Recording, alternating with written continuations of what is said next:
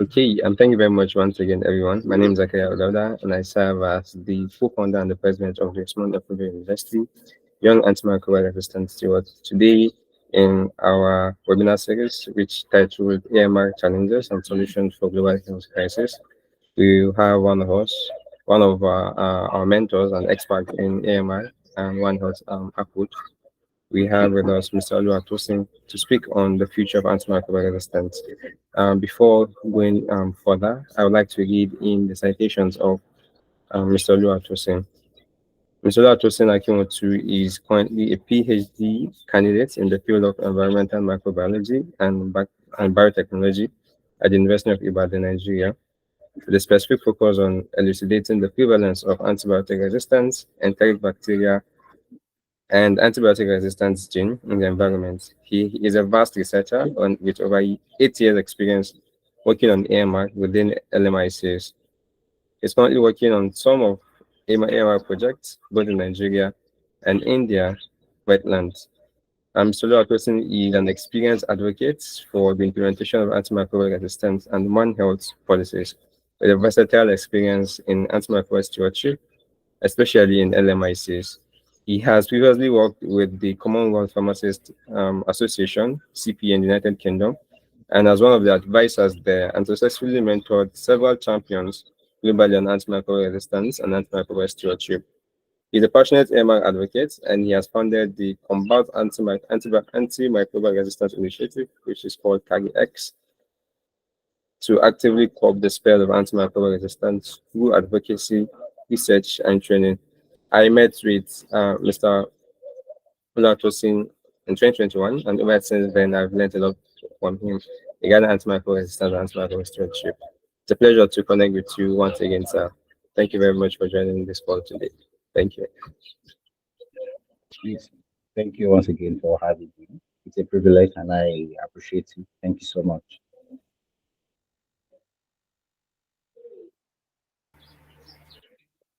So without further ado, I will be sharing my screen here to share with you all the presentation of today. Then we get started.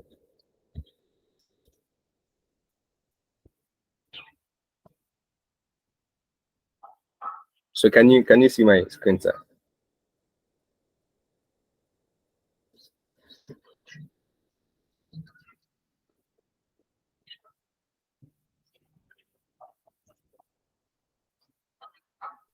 Yeah, Like, I can can you? see the screen. Yes, I Okay. can see now. Thank you. Okay. If it's fine with you, sir, we can get started, sir. Okay, thank you very much. Hello, good afternoon, everyone out there. And like I said, it's a privilege for me to be here, and I'm grateful for this. I'm always excited to see, individuals, who are actually passionate about AMR and not just being passionate, but really want, to create that change, that's to curb the spread of AMR. So it's actually always encouraging for me to be in the midst of people like this. Yeah, so without wasting much of the time, Mr. Zakaria has done a lot in terms of trying to introduce me fully into the house. So I don't have to go to that again. So really, the theme of the theme being AML challenges and solutions for a global health crisis. Yes, this theme got me so much interested, even though in the midst of a lot of things that I'm new to, I had no choice than to take up this role and prepare something. And I'm gonna make it a little bit of a interactive section. So the slide is not much. Yes, the slide is not much. So I think I'll be able to go through it quickly so that we can interact and talk about the basic things. So next slide, please.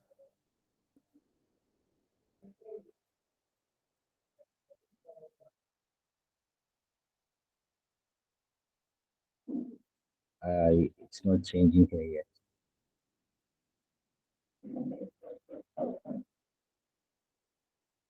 Sorry, can you hear me?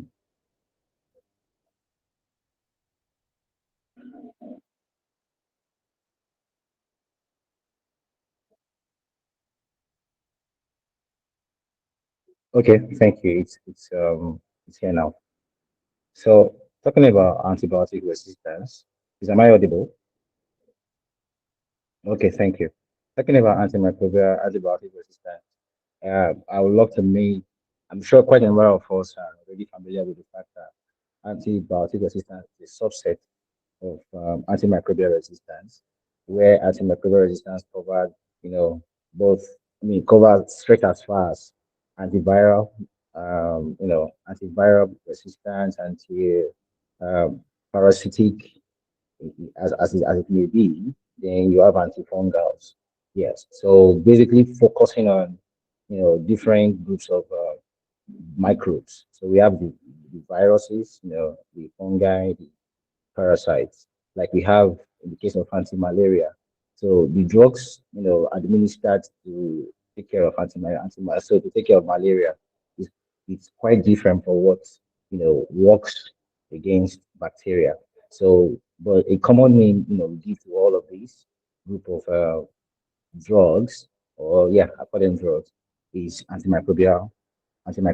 So the resistance now is, um, the the fact that organisms that are naturally or were meant to be susceptible to these antibiotics or antimicrobial compounds suddenly develop resistance against these antibiotics, and so doing it makes it hard and difficult to take care of such microbes as yes. So it makes it difficult to take care of such microbes. So that's why it has become a problem worldwide.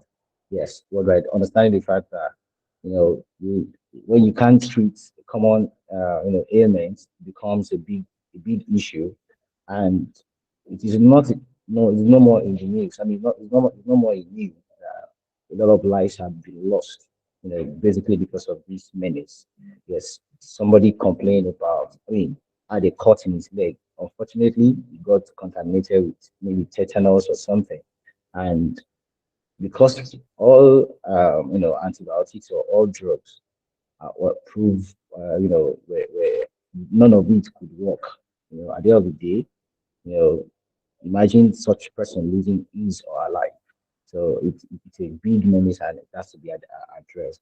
But then, what are the common, facts, or what are the recent things people are saying, or you can find in the media today about AMR? Yeah, if you look at the Lancet publication in the year 2022, which was a report of the survey that was done in 2019, it has it that about 1.27 million AMR associated, deaths were recorded, including about 255,000 plus, in sub-Saharan Africa alone. So give it or take. A lot of people have, suffered from this secret.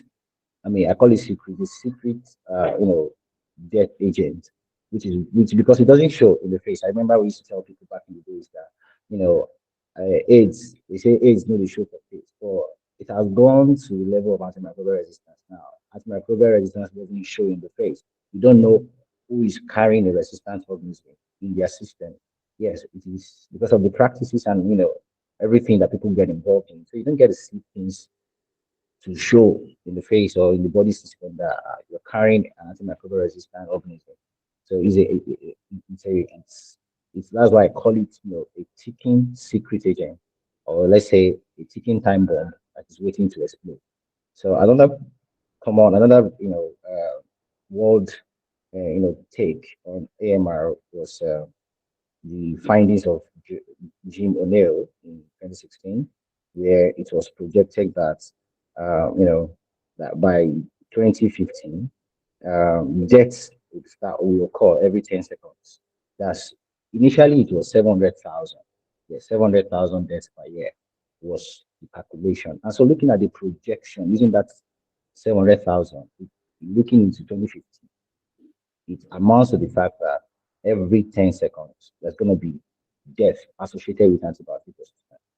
Well, you know that this was his projection in year 2016. Well, even year 2019, which was just 3 years after, they already projected or recorded 1.27 million deaths in the year 2019 alone, which was way more than the 700,000 that Jim O'Neill, reported or projected. So you can tell that this issue of antibiotic resistance is skyrocketing, if I can use that word. It's moving at a pace that is not easy to catch up with. So more reasons why many of us are out there today, you and I, trying to see if it had to quickly nip it in the bud before it becomes it's already a global pandemic anyways, but before it becomes something, out of control. So that is why many of us are, you and I are out there today. Please can you go to the next slide, please?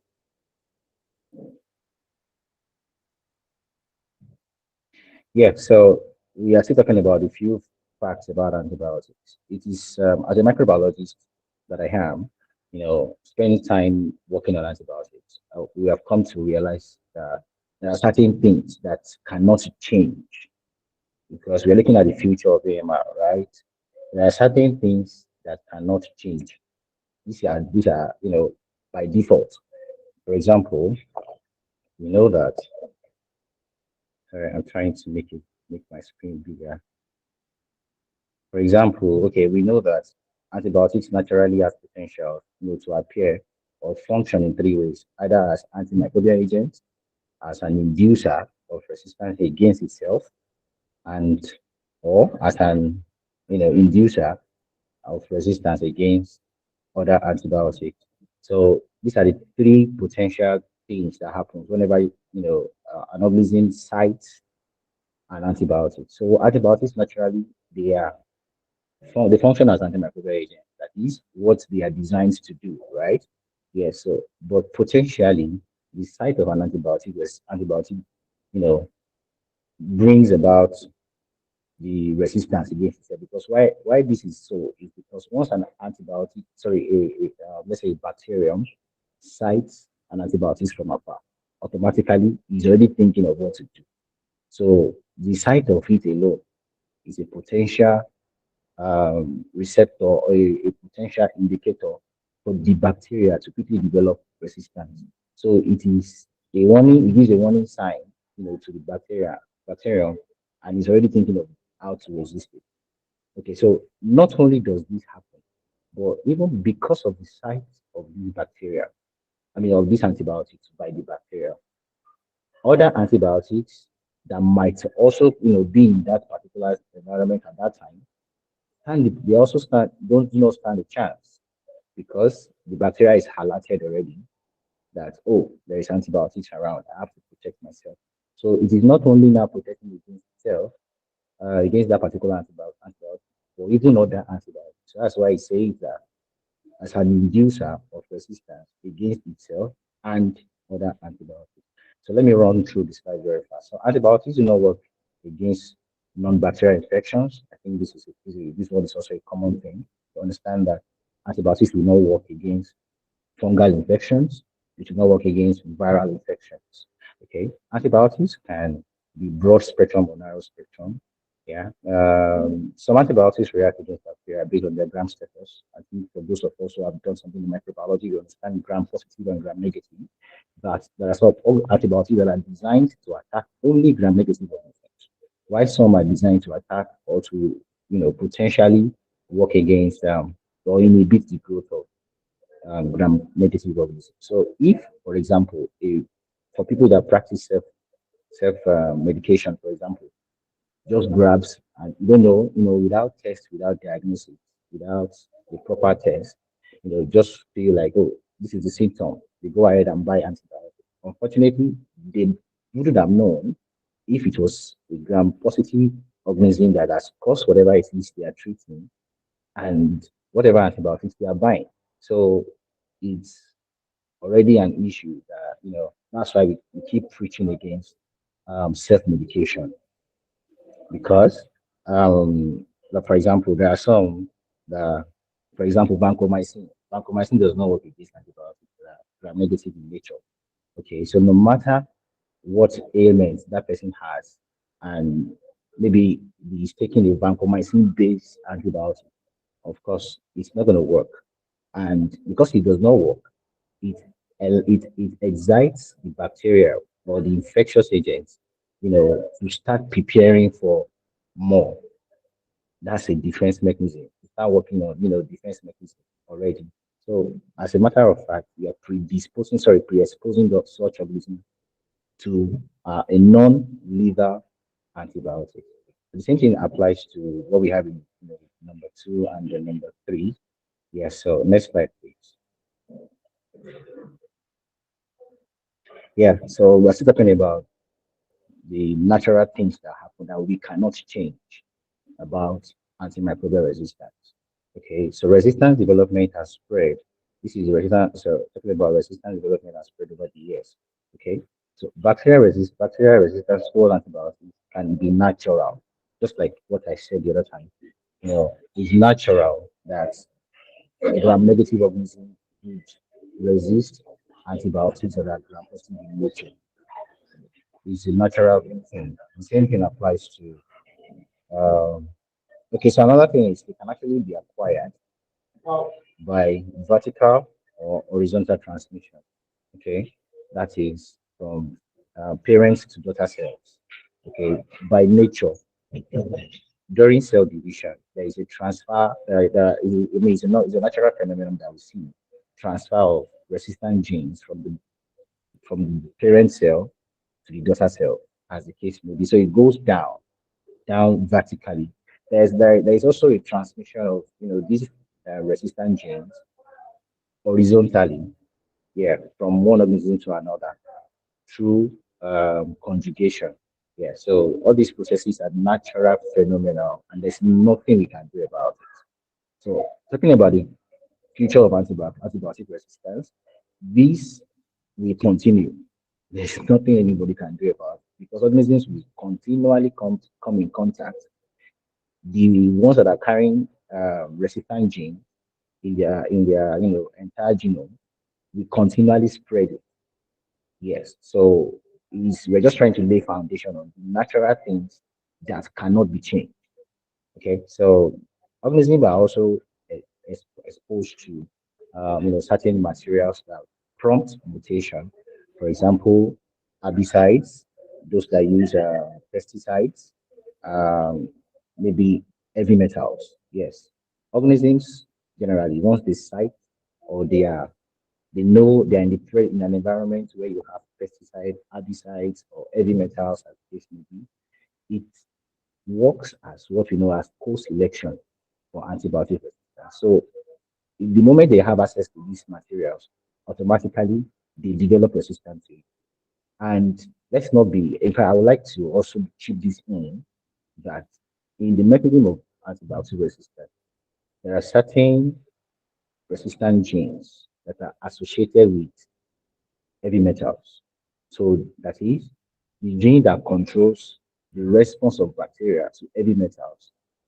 Sometimes um, activate the genes that are also, resist antibiotics.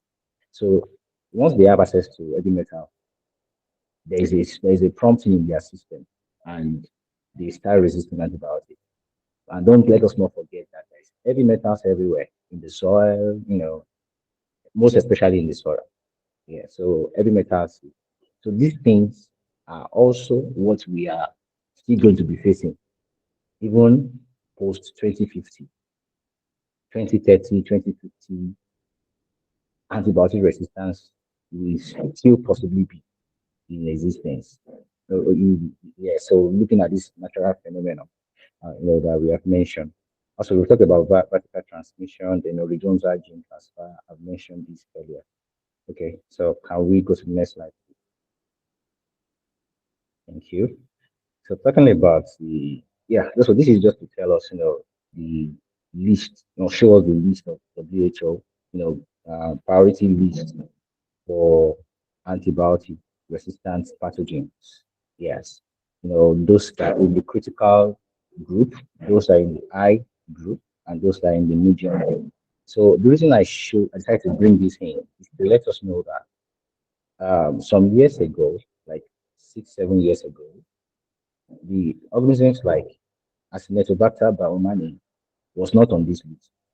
Couldn't have been on this list. Yes, because it was never a threat. But after a certain time, you know, Acinetobacter baumannii began to, they began to occur, not just is it occurring, but occurring as a resistant organism to carbapenem, carbapenems. Carbapenems are the, antibiotics that are actually, I will call them up antibiotics of last resort, even though we have colistin and the rest. For them, these are potent antibiotics. So Acinetobacter baumannii is now on the list, surprisingly. How did it get here? So Klebsiella and many of these things that we are used to, staphylococcus and all of these things, they all form the global priority. So for us to have Acinetobacter baumannii here, let us not be surprised that there are other ones that are still coming to be on this critical list. Um, as a microbiologist, the work on one of the works I'm doing right now, from the samples that I got in Ibadan, city of Ibadan in Nigeria, uh, you know, I did some work on wastewater, and surprisingly, we have organisms that you will not see them online, you will not see them in publications. But then by whole genome sequencing, we're able to identify these organisms. And not just did we identify them, but they are dangerous, upcoming antibiotic resistant organisms. So it tells us it gives us a sign that there's a lot that is coming that we have not seen. Okay, well, I don't intend to scare you with my presentation this afternoon. No, it's not to scare you. It's just to let us know that the antimicrobial resistance is not, we are making effort. We can only keep making effort, probably to slow it down or to, reduce the spread, but we cannot stop. Thank you. So next slide. So where the common loopholes, when I say common loopholes, I mean these are the things naturally that, sorry, let me not use the word naturally. These are areas that we have identified, as key and major things that if only these things are put in place, well, maybe we can have a different narrative of the nearest future of antimicrobial resistance. But then let's look at this thing. Uncontrolled antimicrobial use, just like what is common and habitual in not just Nigeria, but even in India, in all of Africa. Yes, people do self-medication. It is uncontrolled. Many people, for example, I find surprisingly, I remember a friend of mine mentioned something to me some years ago. There is a doctor in one of the northern hospitals. I don't want to mention the name of the hospital. They call this doctor doctor a name of an antibiotic because come whatever infection it is, they already knowing that it is this single antibiotic that he administers, he prescribes. That is the only thing. He doesn't have relationship with other antibiotics. Just a particular antibiotic. So whether it is what you need or what you don't need, but because he has a special trust in this antibiotic, that is what he administers, that's what he prescribes. So talking about antimicrobial use, it is not regulated in this part of the world, and there is no green light, that this is on the list. It's not even on the list of the federal government as the case may be. Okay, so the regulation is not in sight, so to say. So as a matter of fact, it is one of the things that need to be attended to. So this is a major loophole, that encourages the spread of AMR. Then unimplemented AMS. Okay, when I say unimplemented AMS, AMS is antimicrobial stewardship. Yes. Thanks to some organizations that are beginning to introduce antimicrobial stewardship into the Nigerian system. For example, the organization I worked with in 2021, That's Commonwealth. Oh, sorry, that I've been working with since 2024 as a Commonwealth Pharmacists Association. We were able to identify. I was able to, join them to work on 8 African countries. Yes, 8 African countries, and Nigeria happens to be part one of the countries we worked on. To look at how we could introduce antimicrobial stewardship. So stewardship is taking responsibility. That's what it means. So you have to be responsible for what you do. You have to be responsible for the antibiotics you're prescribing. You have to be responsible for, the environment that you have. You have to be responsible for um, infection prevention. What are you doing? What is your role? What is your active involvement, in the spread of, sorry, in stopping the spread of AMR?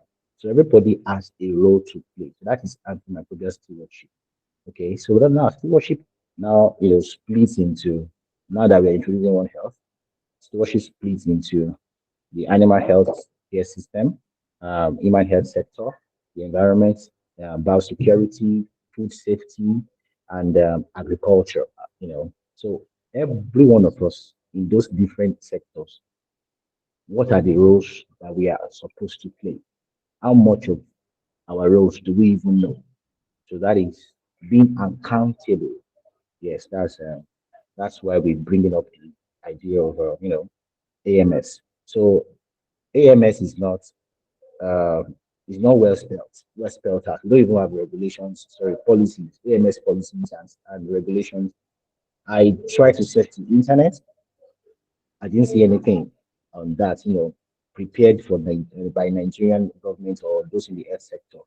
Yeah, but like I said, thanks to CPA has started introducing it to Nigeria, gradually. We have our pilot hospitals, that are already adopting antimicrobial stewardship. For example, Lagos University Teaching Hospital, LUTH has started implementing AMS gradually at the level of human health sector. But then, what about the animal health sector? What about the farming sector, where you have livestock farming? What about the environment? Who is taking account?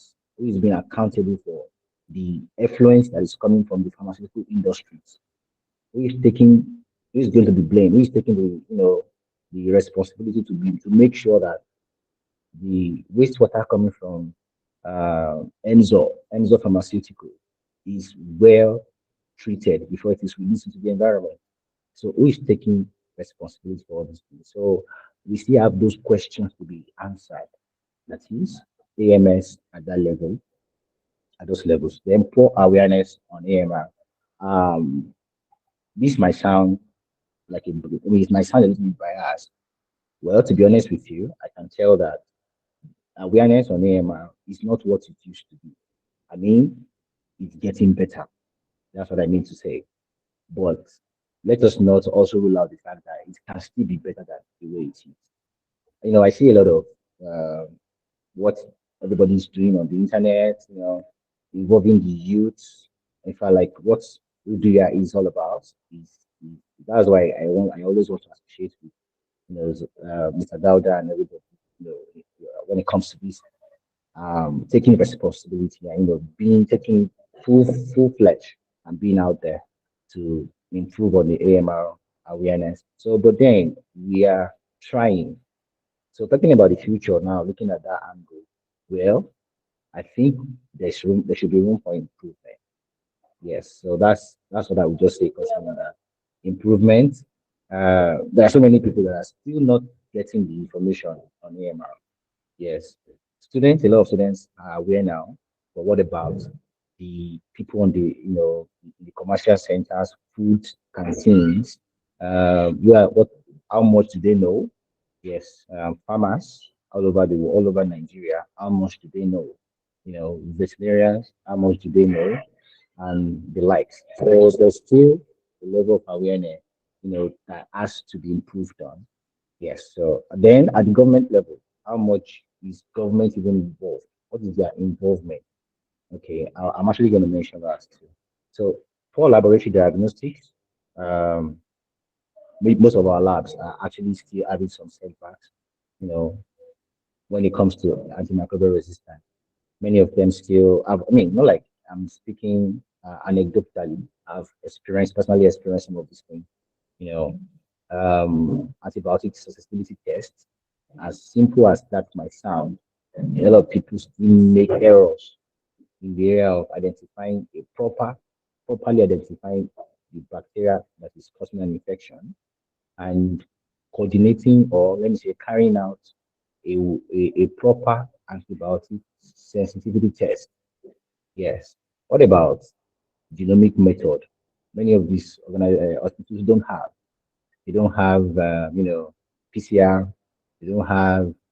We should not even think of whole genome sequence. But let's go to PCR. Many of them don't even have as simple as PCR machines, or that can run easily to identify what organism they have isolated. So it is still a major thing to be looked at. And if only they can improve on this thing, you know, we should be doing better in addressing AMR um, nationally. Yeah, talking about Nigeria now. Then throw waste management. Yeah, this is a major. This one is major. Yes. In our own environment, I'm sure we see things. We see the way waste are being managed. Yes, it's one of the areas that my organization is looking at. Also, yes, because we have been trying to devise what are the simple ways to address medical waste. Not even talking about household waste now, but what about medical waste? Syringes, unused drugs, um, wet wet waste. Solid and liquid waste. Many of these things are not controlled. They are not even taken care of. Yes, and you see them either being emptied into surroundings, into maybe a landfill.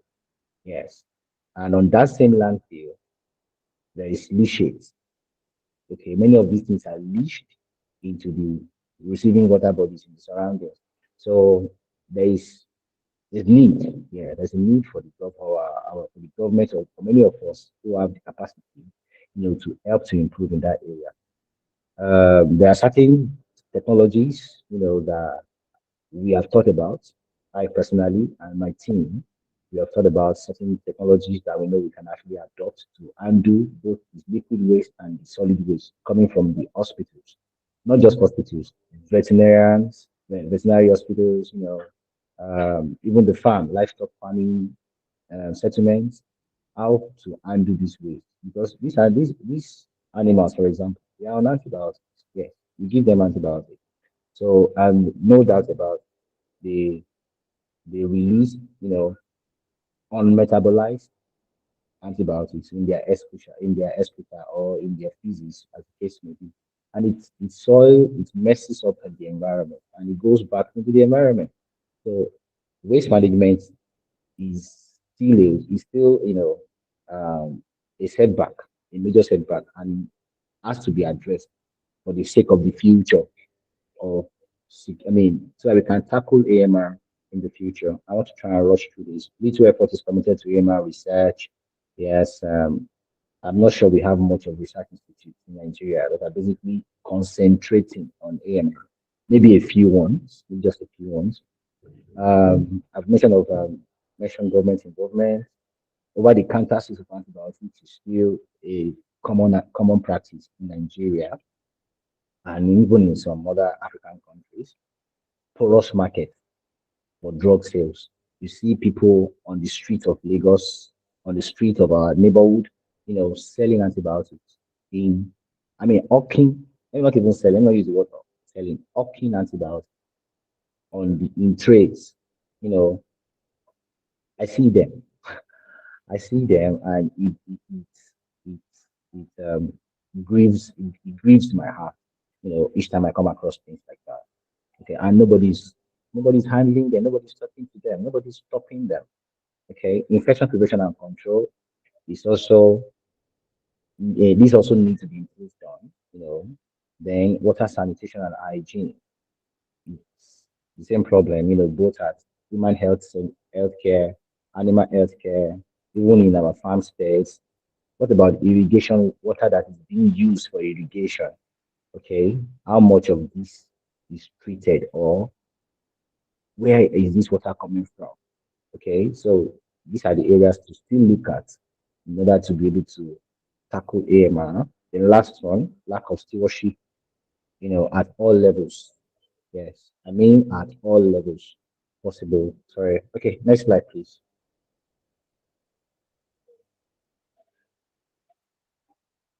Yeah, so this brings me to One Health. Yes, we are talking about AMR. Okay, now, so One Health, which is a major approach, the world at large is adopting to curb AMR. So let's look at this in our own environment. In Nigeria, for example, so are we adopting One Health? Yes, I remember when I did the scoping report for an organization in the UK in 2021, we talked about the One Health strategic plan of Nigeria and even so many African countries and the world at large. So gladly, I don't know, many of us must have come across it. Nigeria has, the One Health strategic plan from, I think it's for 5 years. So it must have ended in 2022, I think. Yes, it was five for 5 years. But if you have access to that strategic plan, you will look at it. The implementation has been almost zero. Yes, if you have to assess that implementation plan that is stated in that strategic plan, we have, I'm sure we have not implemented up to 2% of what is written there. Yes. So this, everyone, we are adopting One Health. We are looking at One Health, but it is not being implemented. So it's an area to also look into. Then, okay, sorry, let me just quickly, as WHO, look at it, define One Health as an integrated, redefined approach that aims to sustainably balance and optimize health of people, that's humans, animals, and the ecosystem. So the ecosystem now, that's of course that is now including. I mean that now includes the environment, the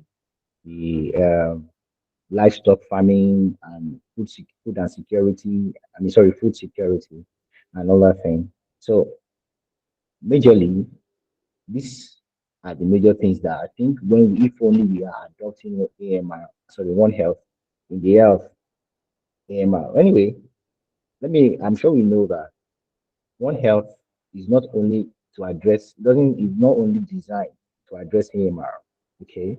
It's designed to address several public health issues, including zoonotic infections, NTBs, tropical diseases, neglected tropical diseases, several things, several public health issues, can be addressed using the One Health approach. Okay, so but these are the major components of One Health that makes that. If only we look into these four components, I'm sure it would have been easy. Okay, easy. So we have communication between parastatals, government parastatals, even individuals, that are involved in one particular, intervention from time to time. How are we communicating? Okay. What about coordination? Are we even coordinated? Collaboration. How much is Ministry of Health collaborating with the Ministry of Environment? How much is the Ministry of Finance being involved in an AMR intervention run by the Ministry of Health? You see, so this is what we mean by collaboration. There should be communication between these parastatals, even civil society organizations. There should be communication. There should be collaboration. Yeah, let's do interventions. Let's do projects. That will reduce the spread of AMR, either locally or globally, as the case may be. I appreciate what Power Foundation did, in 2022. Yes, you know, I'm sure a lot of us, maybe in the, I mean, someone like me, I participated, and I'm sure quite a number of, Nigerians also participated, you know, in the collaborations, I remember I was actually adopted. That's what's this lady's name? Anna Govet. Yeah, so that name I ring bell now. So Anna Govet, that was 2022. Yes, we did a lot of you know um, mentoring. Yeah, for projects that cut across different fields in environmental, sorry, in AMR. And I'm sure it was even viral. A lot of people came involved. That was an eye opener for many other organizations that have sprung up since that 2022. So there are supposed to be more of these things where you have collaborations and even let the government be involved and all these things. Okay, so these are areas to look into. The convening. The convening was added by the African what do you call them now? That was a One Health meeting by the African Union of I can't remember exactly the body now. Yes, so but they suggested there should be convening. Convening is where you now bring everybody together and people are not just operating in silos. Yes, which is a common thing. I'm not dealing with human health. I'm dealing with the environment, so I'm just working on the environment alone. Let's say Zachariah, for example, is working on human health. Maybe it's actually more committed into the human health AMR, mitigation, and so it doesn't do anything with somebody in the environment.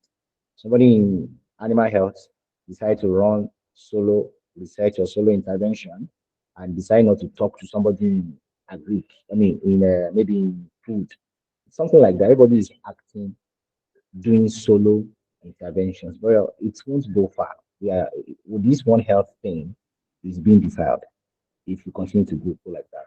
And that was why the quadripartite was brought up. That's where you have the WHO coming together with the FAO, with OIE. Yeah, OIE, that's World Health Organization for the animals. Yes, then you have the UNEP, which is talking about the environmental protection. So they are also looking at, we've adopted the One Health. That's why there's collaboration between these four organizations. Okay. And I'm sure they've rolled out a lot of policies, they've rolled out a lot of regulations, adopting this One Health pattern of handling AMR. So the diagram there just try to explain the spread of AMR, from humans to the animals, animals to the environment, and vice versa, as is a continuous cycle. Yes, it is a continuous cycle. So that is what One Earth is all about.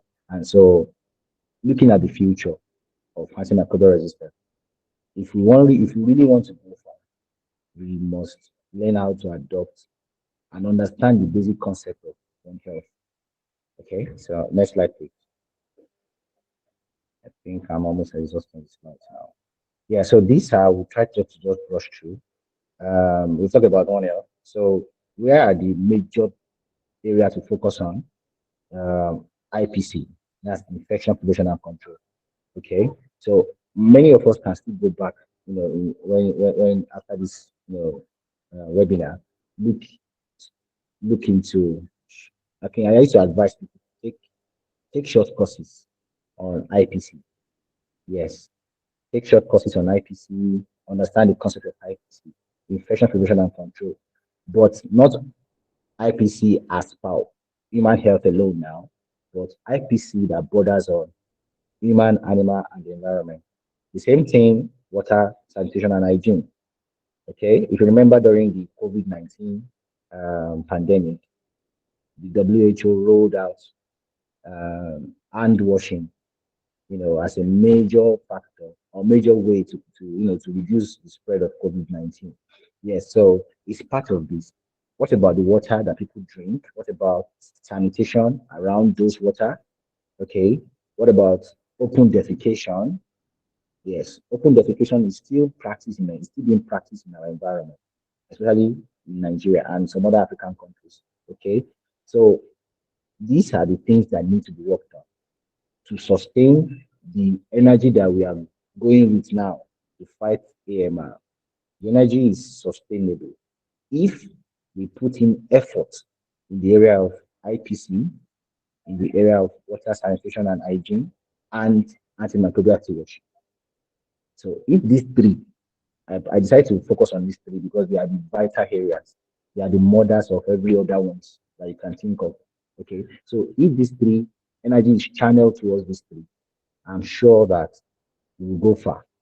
We'll be able to still continue with the pace and the energy we are going with, you know, fighting AMR locally. And by the, of course, when we do this locally, it goes to bring a better, hope on the global scale. Yeah, so next slide, please. Yeah, so I just decided to mention this as one of the things that is going on to justify that if when we adopt the AMR One Health approach, as I said, you will start seeing results. Okay, so look at this particular effort by the by ICAS. ICAS is International Center for Antimicrobial Resistance. I'm sure many of us must have been seeing some of the things they've done.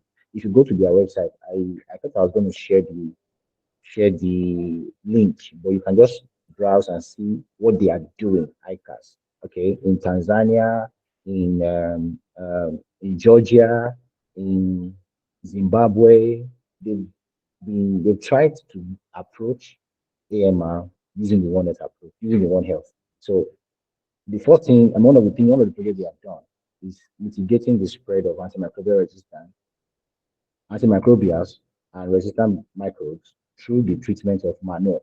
So the manure that is coming out from the farms, maybe the animal from the animal farm, yeah, all the manure that is coming out, those manure naturally contain bacteria, enteric pathogens. Okay, not just does it contain enteric pathogens, but even antibiotic resistant pathogens.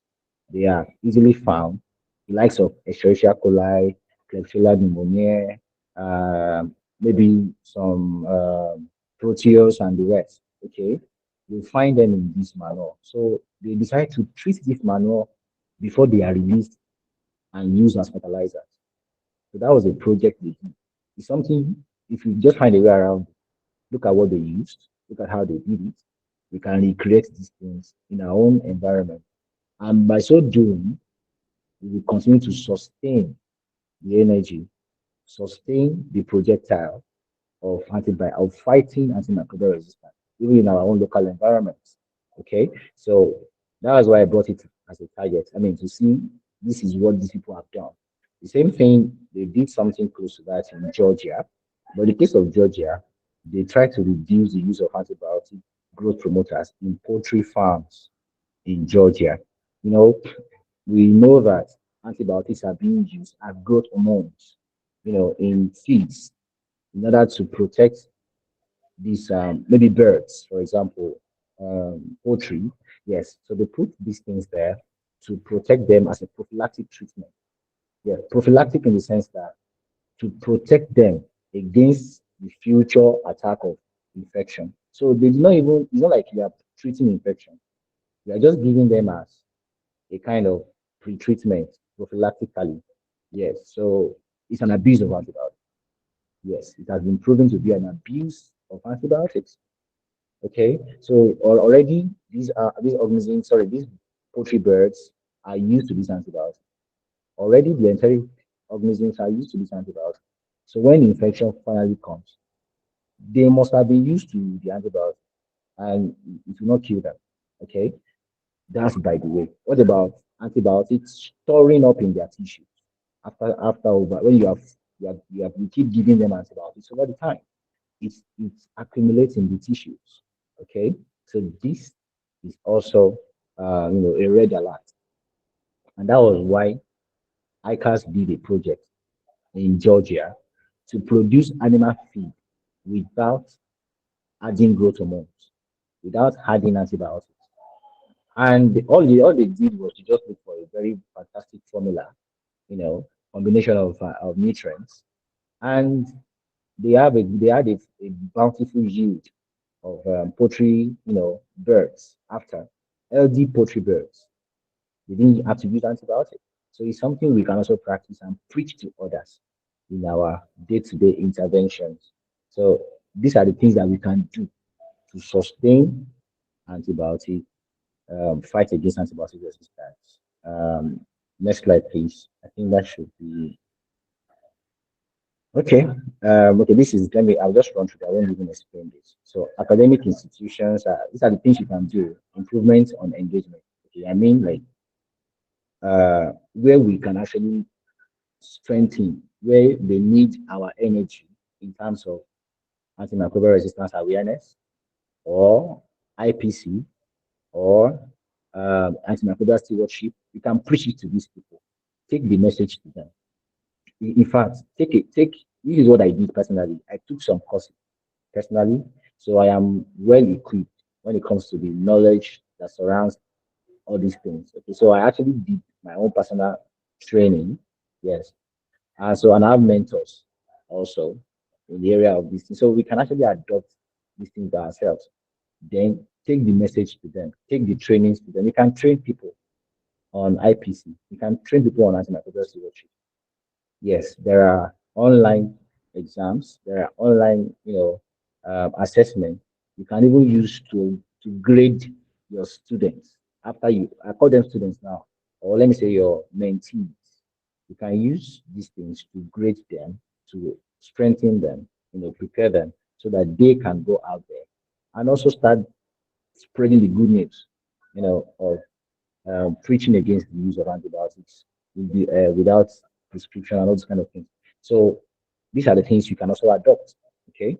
So I'm looking at where we should focus on the academic institutions.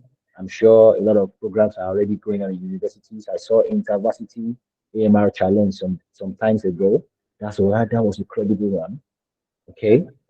Commercial drivers and riders. Let's take these are the people to look at. I mean, look at them.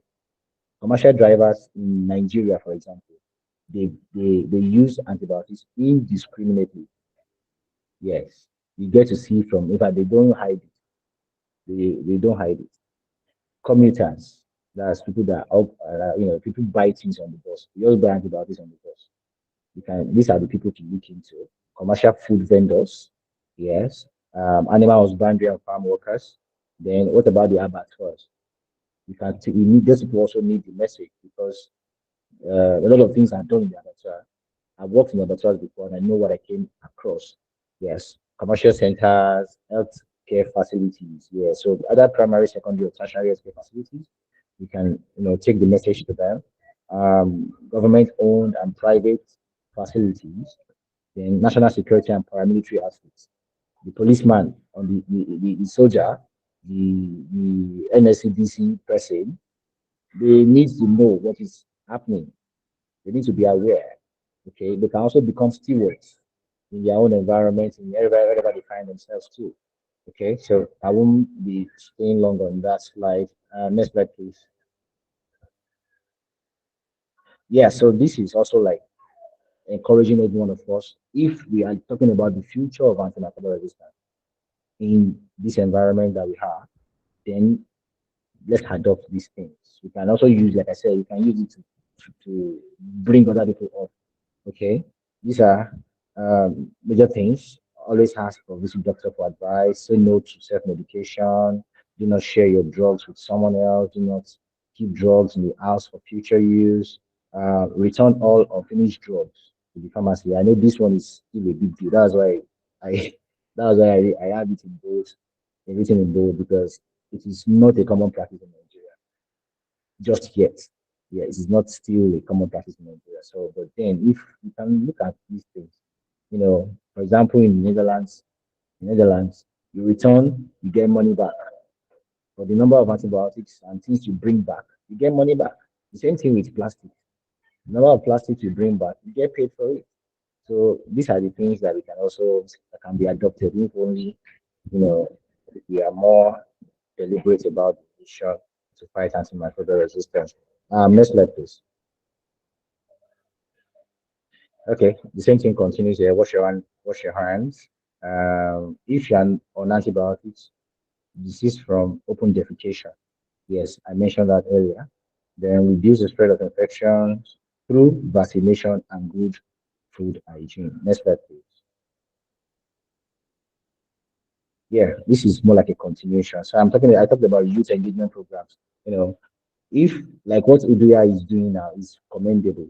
If you have more of this, from different institutions, different citadel of learning, yeah, the spread will continue. We are getting more informed, then we know what to tell others. Okay, so it's actually, if the pace can continue the way it is continuing, I'm sure we can secure the future of antimicrobial, the future of the drugs against antimicrobial resistance. Then collaboration or volunteering with existing civil society organization. Yes, we have. I don't know. There's one. There's DRASA. There's DRASA in Lagos for those that have access to places like that. There's DRASA in Lagos which is involved in education. Yes, and there are other ones. Okay, you can volunteer with them. You can collaborate with them. My organization is still fresh. That's Combat Antimicrobial Resistance Initiative. We're just we have been in existence, but we formally rolled out this year. So I would say we are still new. Yeah, and we welcome people also for collaborations. Let's do projects together. Let's let's look at what we can do in our own capacity. So these are the things that are in existence. Then there are other ones. There are other ones. But we're not. I'm sure we don't have much CSOs in Nigeria just yet. But there are other ones in existence too. They're not just much. Then conceptualizing and subsequent implementation of location-specific intervention. There are interventions that are perfect for the people in the north, and it might not work for people in the southwest. Those in the southeast, there are certain things you do there that will work. Strategies you put in place for intervention, which might not work in the north. So that's what I mean by location-specific intervention. So those are the things we should also be more deliberate about.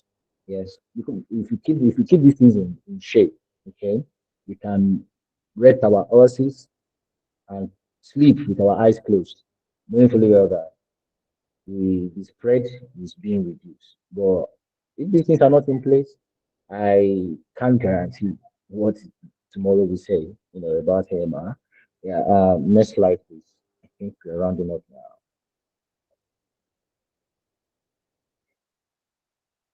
Oh, that might just be the last slide. I think that should be the last slide there. Okay, thank you very much, sir. And thank you very much Okay. for taking. Okay, are you saying something? Okay, I thank you very much for taking your time to come up with this beautiful presentation. As always, I have always enjoyed you coming to share your wealthy experience with us on how we could prevent antimicrobial resistance as used together. We all have heard from you, and we all have seen that the future of antimicrobial resistance, it's still the same for every pandemic out there. Antimicrobial resistance will still kill a lot of individuals if actions are not taken against it, especially by individuals. So thank you very, very much. And I'm sure that individuals on this call have learned a lot from your presentations. And antimicrobial resistance, as you said earlier, is a natural phenomenon, and we need to equip ourselves to prevent further deaths from happening. Thank you very much once again. So at this stage, we'll be collecting questions from our participants on this call. If you have some things you want to ask, or you have some gray areas that you are not so clear of, please raise up your hand and I'll call you on to ask your question. Thank you very much.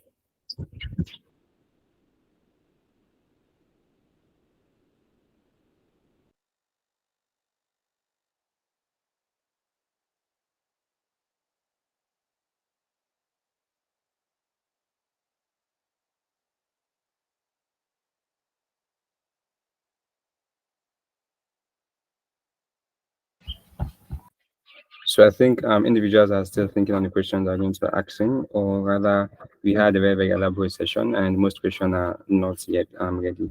So for me, I think we have a lot of things to do, as you've mentioned. We have to employ the one-head approach, as you said. We have to collaborate, communicate, coordinate, and convene with other organizations to see how we could collectively um, fight against antimicrobial resistance. And I'm glad that we are seeing how we could achieve that at ODUs. One of the great things we have done with the organization is that, or with the club, is that we have students from various faculties, and these faculties kind of transcend from medical oriented fields and non-medical oriented fields, having us to leverage on this expertise, this knowledge we've gained over time in classes and in presentation and all, to see how we could bring them together and fight against antimicrobial resistance. It amazes you, or it pleases you to know that we also have students from English departments, from Islamic science, and the likes like that in UDIAS, which shows how we want to also leverage on the multidisciplinary approach, which the One Health approach also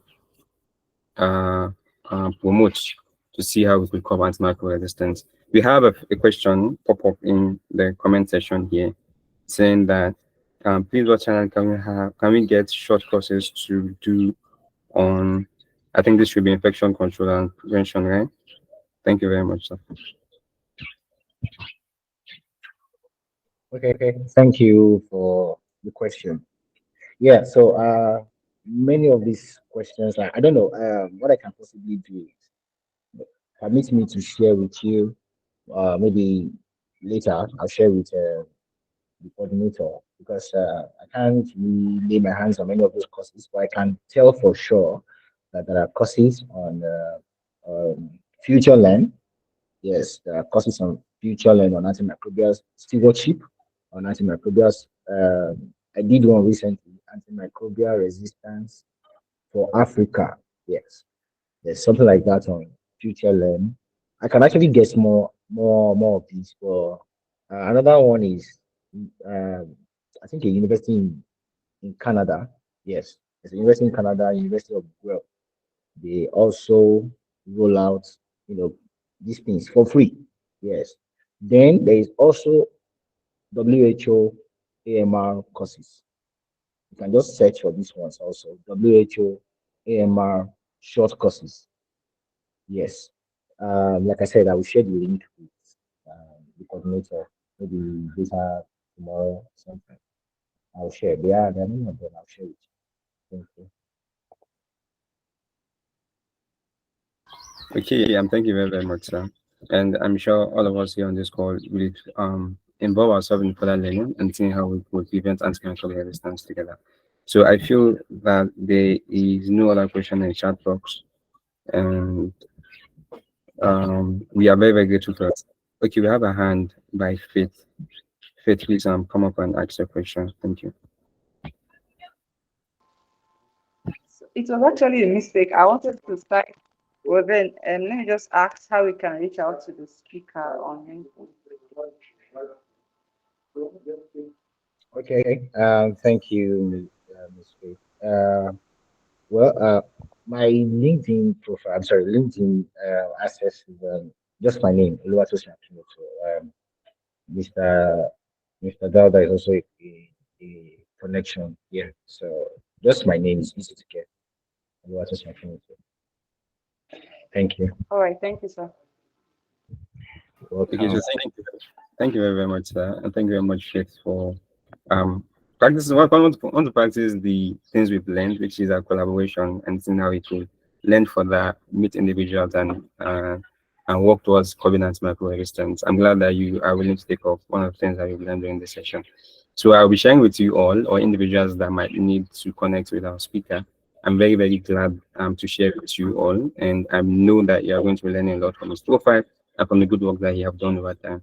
So once again, thank you very, very much, sir. It's always a privilege to have you on our call and share with us your wealth experience on antimicrobial resistance, especially using the One Health approach. And I believe with you and with us all hearing what you've said, One Health approach is one of the approaches we could embrace to cope the menace of antimicrobial resistance, especially in regions like Nigeria, where we are still fighting with non-availability of drugs and antimicrobial resistance is there. So we don't have these drugs and we are having resistance to this drug, which kind of gives us two things to fight at the same time. Thank you very much once again. So without any questions, I think we will be ending this call and we meet at another time to discuss further on the more like teachings we have in this series. Thank you very, very much for your time. We meet next week. Thank you. Do you have a Thank you concluding for statement? having me. Okay. Thank you very, very much, sir.